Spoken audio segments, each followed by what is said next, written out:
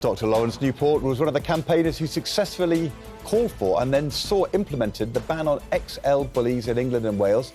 Now he's on a new mission to tackle crime. He believes that so-called career criminals are responsible for 90% of the offences committed in the UK and that locking them up for longer could crush crime rates. Well, let's have a look at the stats. Official crime figures have shown more than 3,000 people with more than 50 convictions each avoided prison last year.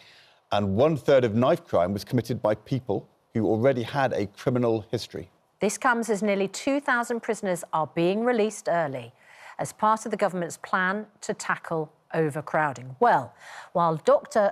Lawrence believes extended sentencing could drastically slash crime rates, former president of the Law Society, Stephanie Boyce, argues locking up criminals for longer is pointless and will only encourage them to learn more tricks of the trade. So, a hugely important debate because, Dr. Lawrence Newport, it sounds like common sense justice. If you've committed 50 crimes, you should not then, for your 51st, be told, don't worry, we're not going to put you in prison. Why is it happening, other than prison overcrowding? It is, unfortunately, an aspect, yes, of prison overcrowding, but it is also an aspect that really there has not been a joined-up approach here and a central kind of thrust made that the simple suggestion and the simple approach of judges should be that the more crimes you've committed, the longer your time in prison. We're currently seeing people with, for instance, just last year, some with 300 offences avoiding prison. We're seeing people with 200 offences going in for 2 months, back out again and immediately committing another crime. This is clearly not working. It's clearly incredibly costly and a revolving door for these people is just not working. OK, so, Stephanie Boyce, you are former president of the Law Society. Yes. So you have a lot of experience in this area, looking at sentencing. Why are people who have committed multiple offences not going back into prison? Well, I think there are a multitude of reasons. So, to be clear, it's not that I think that longer sentences are pointless, but in the current climate, what we know is we've had longer sentences, sentence inflation, from since the year 2000. Average sentence going from 11 months to 22 months in 2023. So what we know is longer sentences are not working because they're leading to overcrowded prisons, which we've already alluded to. Prisoners are going into prison, but we need to address the issues as to why they're going into prison in the first place. And that's because they come from perhaps difficult backgrounds. There are issues around poverty, the environment that they're in, their behaviours. But putting them in jail longer, if there is no rehabilitation, how are we addressing Where's the deterrent? Well, if I've committed 50 incidents of shoplifting, and then I think, well, the 51st, I'm not going to go to prison, so I'll just go and rob my local Tesco. I don't understand what the deterrent is. Well, absolutely, and that's the point. There isn't a deterrent at the moment. The public want harsher sentences. They want it to be punitive. They want it to be a deterrent. But at the moment, we're putting individuals in prison. We're using prisons as a warehouse. We have an issue with... But is it not a deterrent? Sorry, my point is it currently, if you're not going to go to prison for that, where is the deterrent? Well, absolutely. So it is supposed to be a deterrent, and for most people it will be a deterrent. But if we don't have the infrastructure there to address some of those underlying causes, i.e. there could be addiction problems, there could be mental health issues, but also what we know is our criminal justice system is not working. In terms of getting people through the courts, we have a backlog of some 75,000, according to the Criminal Bar Association. We have a shortage of judges, which you've alluded to. Our courts are dilapidated. Sure. The whole structure is not fit for purpose. But Lawrence, if you go to... I mean, of course, there's a range of different reasons why the prisons are full and the courts are slow.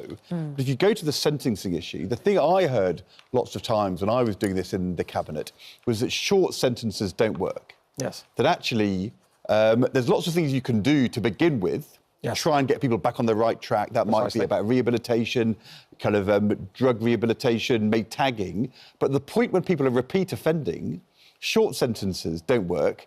You need longer sentences. And we seem to be doing the opposite. We seem to be Well, not putting people in prison, even though they're repeat offenders. Yeah, I mean, they're 5 times more likely to avoid prison than any time in the last 20 years. We are basically allowing people with multiple, and not just multiple, we're talking 50, 100, 200 convictions. We are letting them straight back out onto the streets. It's frustrating for police officers who no longer find, well, what's the point? I spend so much effort trying to get these people, and then they're immediately out again, and I have to do the whole thing again in about 3 months' time. It is not working, short sentences are not working, and the first job of the justice system is to protect the public. But don't the judges... But the justice system can only protect the public if it is properly funded, if it is fully and effectively functioning, and that is the problem. Do you think we have a non-functioning justice system at the moment in this country? Absolutely. We've got trials, criminal trials being listed into 2027. Yes. Yes, this government has come in and it's given a small injection of funds that is needed. But this has been a failure of political and policy which has failed the system for a number of years. And until we address that, the justice system, in my mind, is the fourth emergency service. Imagine dialing 999 and there is no one there to come and answer your call.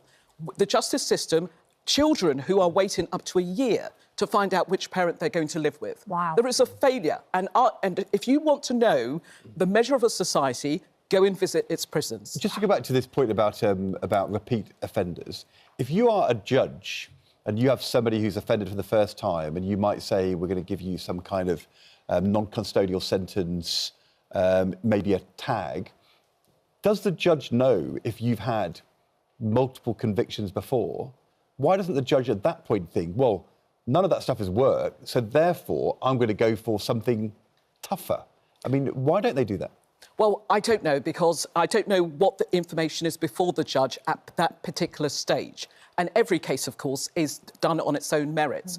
Let's be clear. Does the judge not know at the point of sentencing whether there's been previous convictions? Well, they should, but again, it depends. But I thought you said they were first-time offenders. No, but if the first-time offender, that's fine. If you're a multiple offender, why doesn't the judge say, well, look, it's clearly not working, these shorter sentences, let's do something longer? Well, you perhaps remember that we had the imprisonment for public protection, IPP, that was abolished in 2012, and it was sought to, or seeking to address some of these issues about serious offenders, repeat offenders, with a minimum tariff. That was abolished in 2012. We've got over 2,600 people still languishing in our jails.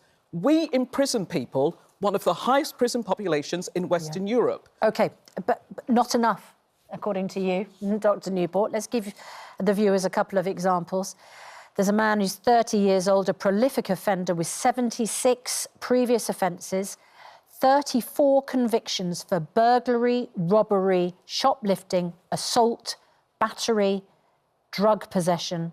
He was caught in Scarborough with a knife and Class A drugs and attacking a police officer.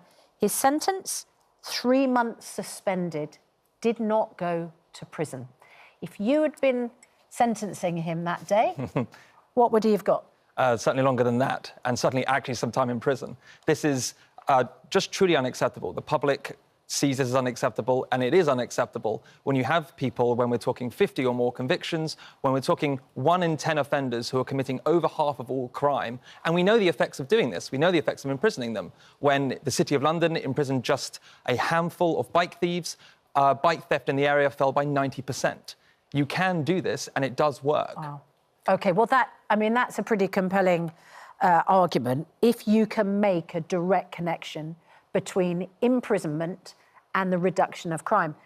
Just tell us, before we let you both go, you do have some form in enforcing, sort of enacting legislation. Just tell us what happened why did you suddenly become obsessed with XL bullies, and how did you manage to get them banned within 2 months? I suddenly saw these very large pit bull type dogs. I did some quick research on, is there any kind of effect of this? Because I knew the pit bull was banned. And I looked at fatality figures. I just put them in a graph and suddenly saw they tripled within a couple of years, found the point around about when bullies were being imported into the country, and then realised if you broke the attack down by breed, you saw they were responsible for around about 75%. Wow. And the problem was only going to get worse. So something had to happen. And I was contacted by a victims group after I wrote a blog. They said that no one with any credentials wanted to say this publicly because they were too worried about pushback. And so I said, I guess I'll do it then. So when you get your teeth into something, you don't let go. No. And that's what you're hoping to do with this campaign Precisely. as well. Thank you very much Thank you. indeed. Both really interesting to talk to you both. Thank you.